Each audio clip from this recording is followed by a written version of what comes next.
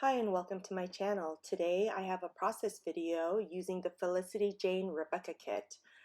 This is my fourth or fifth layout using this, and this is a picture of my daughter on the day that her dance studio instructor pulled me aside and said that she thought that Kaya, my daughter, was ready to do solos.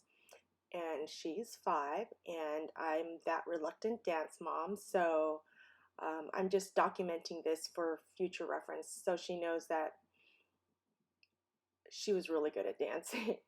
So I take a 3-inch border of this pink scalloped and I put it on top after I had typed the journaling on the 12 by 12, and I used the We Are Memory Keepers typewriter for this. And what I wrote is, Miss Mindy pulled me aside and said that she thought Kaya was ready to perform a solo. Say what? I'm not ready for you to do a solo, but last week you asked me when you could take private lessons. So here you go, 5 classes and 1 solo. Okay, so after I put that pink scallop on there, I'm trying to find a border that I want to work with in between the scallop paper and the white paper. I had tried to decide between the black and white polka dot or the yellow gingham, and I went with the black and white polka dot. I am backing my picture with this pink and white striped paper, and I kept trying to decide which paper to use. But I do end up with the pink and white. Then I use this white floral paper, and I cut up so that they're all really tightly close in layering, so that it's not the borders of the layers aren't too thick. I like them to be really tightly enclosed, so that it leaves a lot of room for white space and breathing. The design technique I'm using in this is like a T. So the T goes across and then the picture and the journaling goes down the middle. This is a design concept I learned, I think, from Kathy Zilski, if I remember correctly. I don't know. It was so many years ago, decades ago, and I apologize for the blurriness. I'm trying to get this leopard print on just right. I don't like my edges to meet at the exact same point either. That I learned from Shamel. So here's my pictures. I'm trying to decide if I should put any other layers in. I'm starting to look at all the different die cuts that came with the kit. I also know I want to put the date, and I use my Stays On ink because this tab is slickery and I want to make sure it stays on and dries. And so I stamp out the date. Then I look through the other embellishments trying to decide what else to do. I know I want to put this yellow mini wide paperclip in there, and I finally decide to adhere the photo and the layering onto the 12 by 12. After I do that, I put the date tab on top right corner with this the paperclip and the plastic love tag.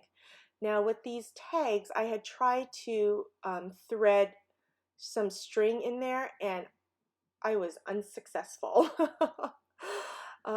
And I didn't have any thinner thread at the time. So I just left the tags the way they are, and I just adhere them down with wet glue.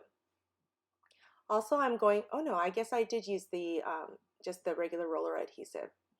I also go through all the vellum hearts, and I know I want to have 3 points to make a triangle, and I'm going to do the top right, bottom right, and I couldn't decide on the left hand side, but I do end up putting it in the middle where the T crosses. I'm putting foam dots in behind the different layers because I like to add dimension to my layouts. My girlfriend teases that I look at scrapbooks by Braille because I like to feel everything in its page protector. I like the looks of the shadows and things too. So you see there that I'm going to adhere that black and white gingham vellum heart on the bottom, but then you'll see that I'm going to move it because I don't like the way that triangle looks. It's too uniform when I put 2 on the bottom. So I move that one up, and then I'm going to do the bottom right.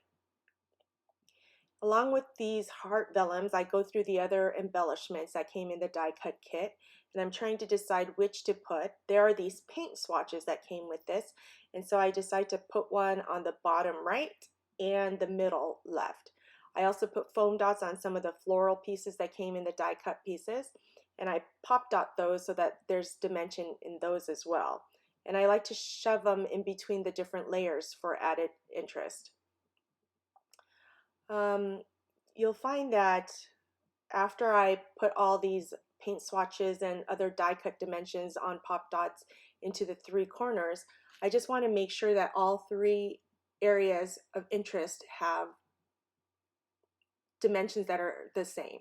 So each corner will have, or each grouping will have a vellum heart, a die cut, a floral portion, and I use the tag instead of the flower on the top right. Now I'm trying to decide on the scallop. Should I or shouldn't I? If I do use it, it covers up some of the layering that I was working on so closely. But if I don't use it in this, I don't know when else I would use it. And I kind of like the scallop look there, so I do go ahead and put that down. And I put the floral circle underneath the picture but above the scallop. Now what I decide to do is I'm using the white foam or puffy stickers, and I put solo, and I put it in the bottom left hand corner, and now I regret doing that. I should have put it on the bottom right hand corner. All these things I see after while I'm doing the voiceovers. Okay, now I'm using the Heidi Swap black ink, and I'm putting paint splatters onto the three areas of interest where my embellishments are. And then I use the Nuvo crystal drops, and I'm putting triangles on each of the three areas as well. I tap them down to flatten the circles just a little bit, and I call my layout done. Thank you so much for watching. If you liked, please don't forget to like and subscribe, and I'll see you next time.